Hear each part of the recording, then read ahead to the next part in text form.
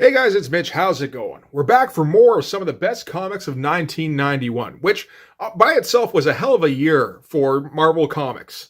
We're already checking out some of Walt Simonson's Fantastic Four comics from around that time.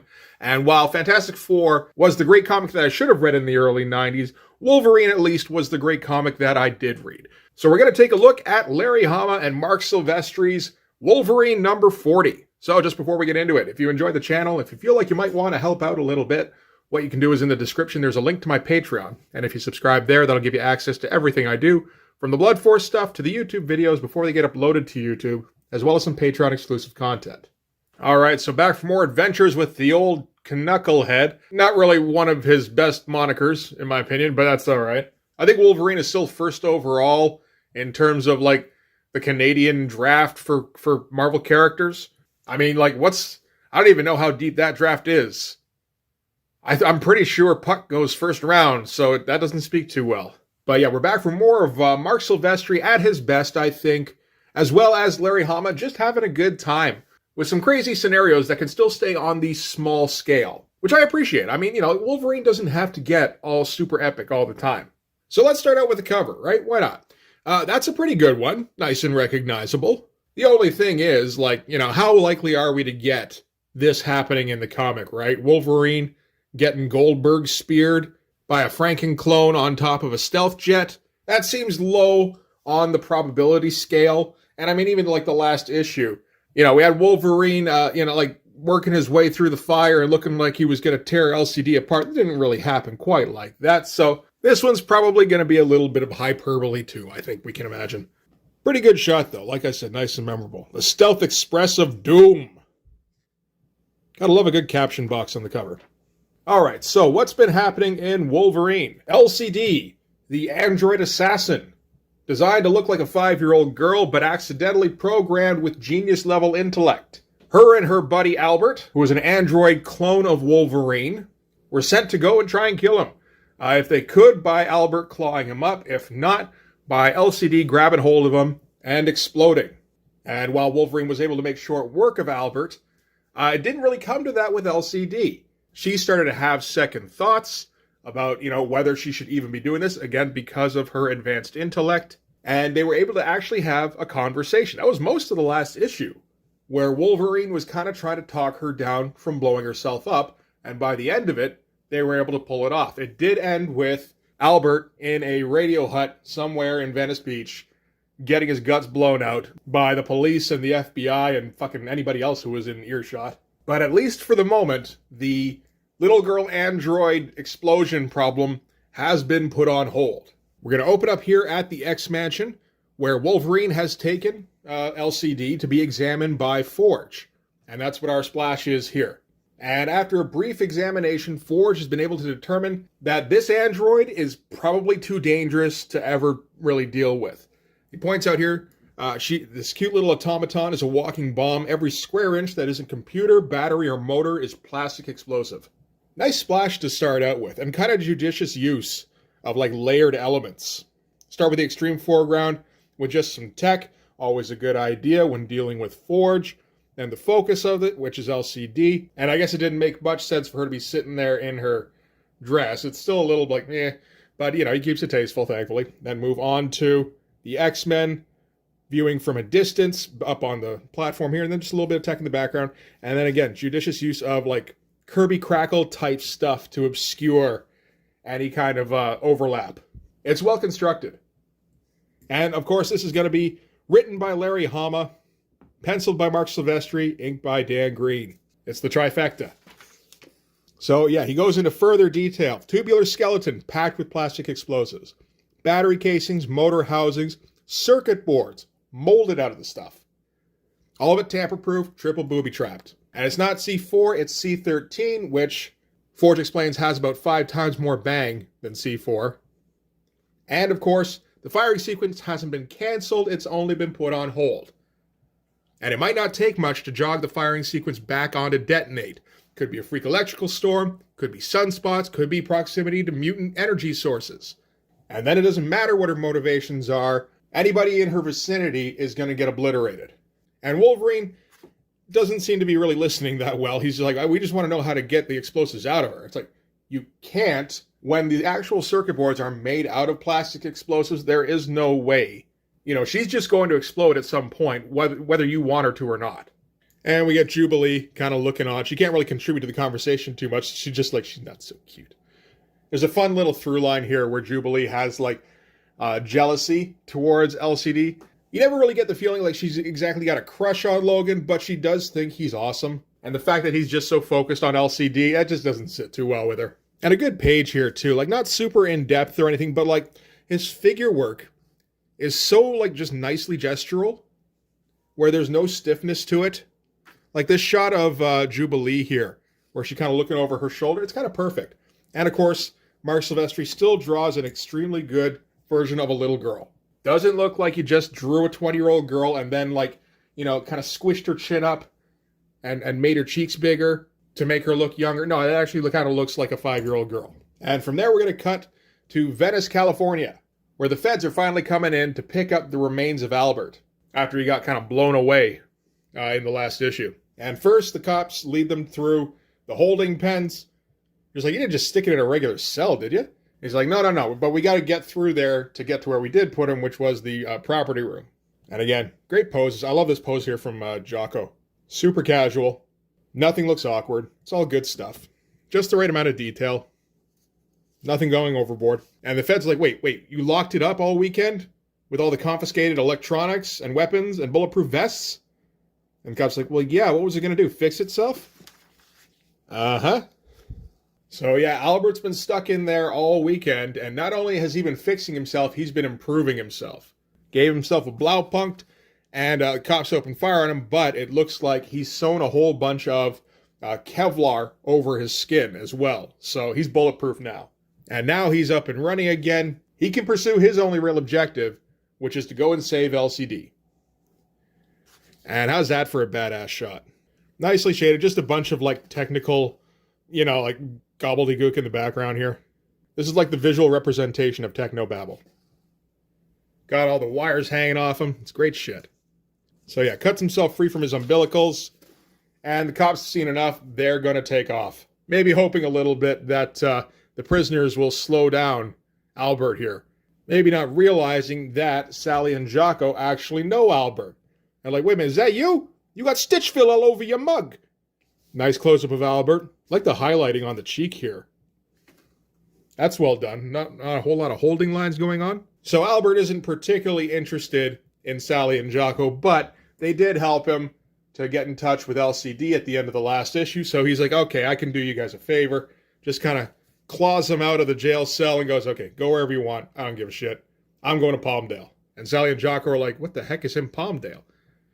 He's like, nothing, just the Northrop plant. I don't know what the Northrop plant was. It's an aviation factory. All good stuff. Nice shot of him just kind of stomping away. We're not at the really good stuff just yet, but we're building up there. So we got our Frank and Logan to start with. That's a good start. Cut then to the other side of the country, just a diner in Westchester, where Wolverine, Forge, Jubilee, and LCD are going to grab some dinner. Waitress kind of objects a little bit to LCD bringing in a drink from somewhere else. Logan points out, that's no drink, that's 10W30. Just a fun little kind of establishing the group dynamic for the next little bit. Great stuff with Jubilee here. Just acting like the bratty older sister. And again, good body language out of everybody, particularly on Jubilee, where, you know, Mark can get a little bit cartoony with her. And before we go, we do get brief mention of the Venice police issuing an all-points bulletin. Because there's a fugitive on the loose that looks an awful lot like a zombie Wolverine. Meanwhile, in Palmdale, at the Northrop plant, I think we can guess, Albert claws through the electrified fence. It's fun stuff with Albert just kind of going wherever he wants. Being bulletproof, he doesn't really have to worry about anything taking him down unless it's heavy duty. And security guards aren't going to have that shit. So what does he do? He goes to a hangar that houses a stealth plane. Oh, we're getting somewhere. And Albert knows about LCD's problem with her, you know, being made in every way to explode. So he figures, long as I kill Wolverine, then we can figure everything out from there. He's not really thinking of the freak electrical storm factor, but, you know, it doesn't seem like he really thinks that kind of far ahead. Nice shots, economical. You know, this is more of a storytelling kind of page. I like this panel here, actually. Again, for like the economy of it. Because, you know, it's all pretty much blacked in except for the spotlight where Albert is clawing open the doors. And just to make sure you know, we're at a hangar. Here's some barrels for you. There you go. Verisimilitude. And from there we cut back to the Bronx, where the X-Men are going to hang out at a dive, and LCD's going to hustle some pool. And while this is like fun hangout stuff, this is maybe the only part where the book lags a little bit, because, you know, this page and the last one where they're at the diner, they don't really have an objective. They're just kind of hanging out. And, you know, but they're fun pages at least, and it's not a whole lot of them. So naturally, LCD makes her shot while he's collecting the cash. The big guy says she's a mutant, right? And Wolverine's like, no, I'm the mutant. He's like, what's your power, ugliness? He's like, you should talk. I kind of like that. You know, it's not like it's starting to fight. Just a quick little, you know, fuck you kind of exchange. So LCD's feeling a little run down from figuring out trajectories. So she's able to find an outlet here by shoving aside a soda machine. Okay. Which she's going to plug it. She does have like a full-on outlet in her finger here, because like, why not, right? Oh, we get an early version of the Silvestri shoulder here. This would be like of interest to nobody except me. But the way Mark Silvestri often does his shoulders is like just shading them as if it's its own object, not really attached to the arm, which I like. I mean, you know, it's completely senseless, but it always looks nice. And it really becomes a lot more noticeable in Cyberforce. But anyways, LCD plugs herself into the outlet, which shorts out the electrics in the entire building. Nice shot of everybody kind of freezing as the lights go out. And LCD tells Logan that when she plugged herself in, the wiring system of the whole building became a giant receiving antenna, and she picked up a message from Albert. So she confirms he's alive. So now they do have an objective. They have to go somewhere where the reception is stronger. And they take off on Wolverine's motorcycle, and Jubilee is beside herself because the android won. Great shot of her in the dark here, right? That's tough. On a little girl face, to like shadow it that much and still have it look good? Man, that's well done. And I love these poses here too. Again, so gestural, they're like shapes, that's all they are. But it looks fantastic. And like Wolverine's leg is trailing off into nothingness here, but it completely works. Got like the standard Silvestri feet here, where they're barely touching the ground. But the poses are completely natural looking. It's great looking. Okay, back to Palmdale, where I would think somebody with some authority at the Northrop plant is having to report that they got a stealth bomber stolen out from under their nose. And unfortunately, he has to admit this was the special model. Ultra black, banks of computers, commo gear, and electronic countermeasures. This one's so stealthy, even they can't track it. And of course, it's twice as fast as the old ones. And of course, we've got Larry Hama, ordnance and weapons expert from the actual military, adding in just enough realism that we buy it. And then we're going to cut immediately to the stealth jet as it zooms over Chicago. So it's already heading east. And I think we can probably guess where it's going. Great shots of Albert here, just like looking menacing, all underlit and everything. That's fantastic stuff. Larry Hama finally took pity on Mark Silvestri, and he gave him some cool things to draw in this one. Although the credit at the front is script, not writer. Which is surprising, because like the storytelling in this is very, like, it seems very plot driven. All right, so Wolverine and LCD are going to go zooming across New York in search of somewhere that would have good radio reception. I think they might be able to find something. And immediately LCD notices somewhere that might be pretty good, the World Trade Center. We seem to keep coming back there. And Mark Silvestri is kind of underratedly good at drawing a motorcycle. I think in the past I've actually praised Rob Liefeld's motorcycles as just being like strangely good for him, which they are. But yeah, no, that's just like flat out a real ass Harley. And we're going to cut back to Forge and Jubilee, who don't really have anything left to do in this comic.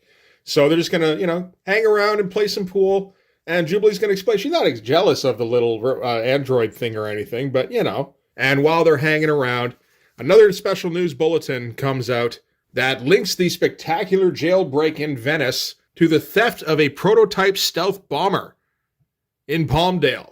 And the stealth bomber has been sighted over Chicago, so they speculate, is it heading to New York? And if so, why? Kind of a strange extrapolation for a news guy to make, but then again, their whole thing is doomsaying, so, you know, Naturally, they're going to try and panic the largest population center on the eastern side there.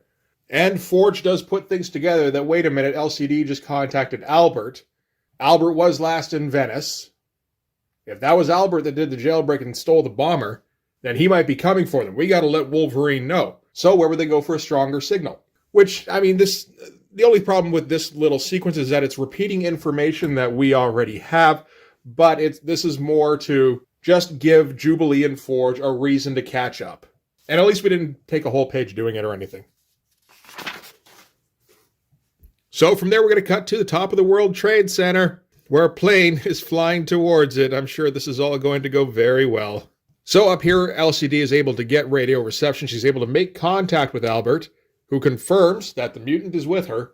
And she tells him that they're on top of the World Trade Center looking straight west. And because of a storm over Jersey, Wolverine's like, man, he must have a hell of a transmitter to get through all that interference. Is he using a satellite hookup or something? And Albert goes, yes, I'm totally using a satellite. You know what? You should look east, and maybe you can see the satellite. As he zooms towards the city. I guess this is the city way off in the distance here. That's pretty good, actually. Port of Elizabeth. Okay, so they are going to say where they are. I'm not sure where the Port of Elizabeth is. Oh, okay, so that is in Jersey. Okay, that makes some sense. But that's good for just kind of placing him somewhere. And we get our nice ominous close-up on Albert here. That's fantastic. No real reason why his face should be all lumped up like that, unless that's, kind of where the Kevlar was. But it does look fucking awesome. And just not the kind of shot we see from Silvestri a lot anymore, it feels like. And by anymore, I mean, in Cyberforce 1 through 6 of the second series, where he's getting self-indulgent and lazy and, getting his buddies to fill in for him.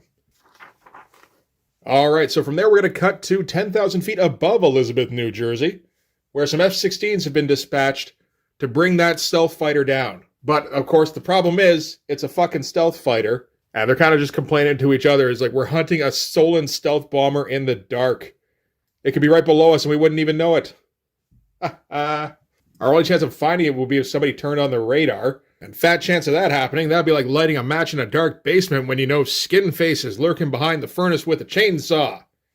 I'm guessing Skinface is Leatherface. And that's a hell of a shot. Nice and realistic and moody. So Wolverine and LCD are going to move over to the east side of the roof so that they can check out the satellite while the bomber closes in. We're getting there. Forge and Jubilee try to figure out where LCD and Wolverine would have ended up, but it looks like they are making a bit of progress. Wolverine and LCD looking for the satellite while the bomber closes in, and there's the bomber's perspective. And that's an amazing shot, with it just zooming in, because it's all just like essentially speed lines, like motion blur. But that with the no panel border and the shot of the city here on the angle. And it's a great shot of the city, but pretty simple when you take a look. It's really just like, black squares for the roofs. And then just like some hatching. But it all works perfectly. And then, just like random whiteout off in the distance here to indicate the city kind of sprawling away. This kind of shot is one I like to take note of because I don't think I've ever actually had to do a cityscape from that angle. And I know eventually I'm going to have to. So, I'm just kind of trying to remember how you might want to do that. And this seems like a good example. So Albert's zooming in. Wolverine's too close to LCD. Albert doesn't want to put her in danger. He can't calculate the exact trajectory he needs, so he tries to get the stealth's computer to try and calculate it for him. But all the sensor stuff that they've got running at the moment is passive to try and avoid detection. They can probably figure it out by activating all the radar systems, but of course that will put them on everybody's radar. But Albert is closing in on his goal, so he doesn't give a shit about being spotted anymore. Turns on all the radar systems, which lights him up like a searchlight on the F-16's radar here. And they note that he's heading for the World Trade Center. They got to stop saying that. And in that moment, he yells at LCD to duck. I'm going to assume this is radio yelling, because obviously he's not yelling loud enough for the sound waves to whatever. Pretty good cockpit there, though, eh? And zooms in, and we get our cover shot. Even better, it lived up to the cover, because the build-up made it worthwhile. And, Albert's screaming like a banshee as Logan gets hit full force by the nose of the bomber. He goes flying overhead, And LCD leaps from the roof and grabs onto the tail. I'll let that slide, because you got to get her on the bomber, right? Maybe that's one of the things about a Larry Hama comic, because a lot of the things that happen are fairly believable, particularly given the kind of terminology he uses. So when you get something like this, where she's able to leap off the building faster than the plane, it's like, oh, really? But, you know, like, the narrative is good enough that I'm willing to let that kind of thing go easily. Jubilee, leaning out the window, sees the stealth bomber silhouetted against the moon, noted it just buzzed the World Trade Center. And on the plane itself, Wolverine, of course, isn't particularly hurt, manages to crawl up onto the nose and into the cockpit, and invites Albert to step in out of the breeze and fight him like a machine. Cool shot of the bomber just kind of cutting through all the buildings here and everything. And I like this one too. It's kind of understated. Kind of thick inking, really, for Dan Green. Doesn't feel like his kind of thing. And we get another pretty awesome shot of Albert looking all like Berserker Wolverine, only Frankensteined up. And Elsie climbed up onto the top of the plane and yells at Albert that he's ruining everything. But he's not quite ready to listen yet, so he's going to take some hacks out of Logan here. And does get to impale him a little bit. He gets some good hits in. And Wolverine gives it to him right back. Albert says, you know, I'm faster, stronger, and bulletproof. Wolverine goes, yeah, but you sure ain't clawproof. And that's kind of the end of the fight, actually, because LCD at that point jumps down and tells Albert that she doesn't need to be rescued. She put her program on hold.